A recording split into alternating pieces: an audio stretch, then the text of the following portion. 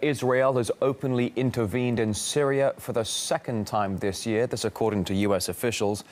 They say Tel Aviv has carried out another bombing run on a target inside Syria. This following a previous strike that goes back to January.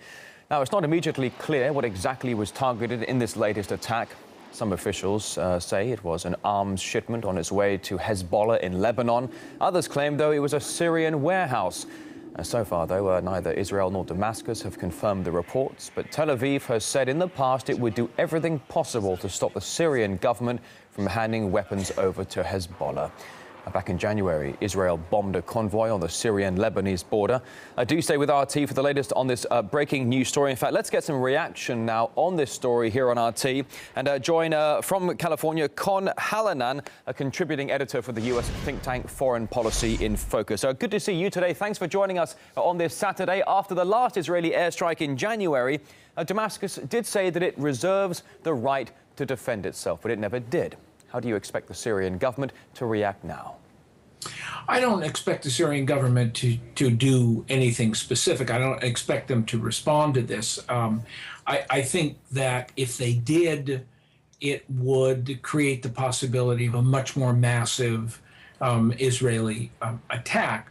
I think the idea that the Syrian government would be shipping arms to Hezbollah in the midst of a civil war to be a very dubious kind of project. I don't see what the logic of that is. I think the Israelis are intervening at this point, and the U.S. is thinking of intervening, because I don't think things are going exactly the way that the insurgency wants them to go. Well, so, I mean, certainly Washington in recent weeks and recent months has been treading very, very carefully around the ongoing Syrian conflict, or where it was at one point very much supporting the idea of getting rid of Assad. And now, perhaps, as you suggest, maybe they are treading very carefully around it. But when it comes to possibly unconfirmed at this point, but the Israeli airstrike now in Syria, the second time since January, what can the embattled Syrian government do to defend itself from Israeli airstrikes? I don't really think that there's very much they can do to defend themselves in the Israelis. I mean, the Israelis can pretty much strike as they will in Syria. What the effect of that is on the wider Arab world, I think, is the key question here. And the Israelis may find that while they're able to basically strike at will against Syria, that also means that it places a very different view, so to speak, of the civil war in Syria. And I think at this point the Syrians are not going to do anything physically, but I think they are going to say politically that the Israelis are attempting to overthrow the Assad government, and therefore anybody who supports the overthrow of the Assad government is in alignment with Tel Aviv. And that may be a pretty hard sell for Israel. But Mr. Hallinan, just a few moments ago, as you did say, the U.S., I should say, you were suggesting that the U.S. is showing more support, indeed, in recent days for the ousting of President Assad. The U.S., in fact, in the past 48 hours, Defense Secretary Chuck Hagel saying that America is open to considering arming the rebels. What do Washington and its allies in Tel Aviv ultimately want to see happen in Syria? We understand they want to see Assad go, but how far are they prepared to go to that end? It's a little hard to say at this point. I would say that they sort of have doubled down in terms of the bet. And I think what they're feeling is that the civil war is at a stalemate. They don't see the Syrian army breaking apart. They don't see that there's a kind of a massive opposition to Assad within his own supporters. And I think what they're trying to do is to double the bet, to essentially raise the ante at this point. Is it going to work?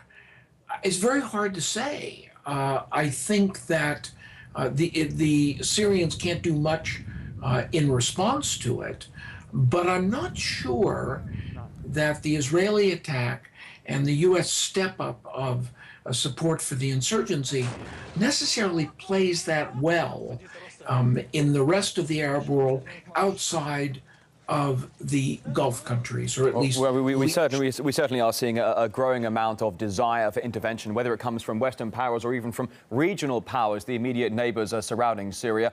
Conn Hallinan, live from Berkeley, California, a contributing editor for the U.S. think tank Foreign Policy in Focus. A pleasure to have you on RT today. Thank you. Thank you.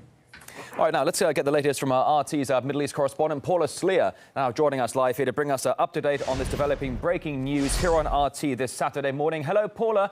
Details that we know of this suspected second Israeli strike in Syria since January. What are the Israeli officials saying now?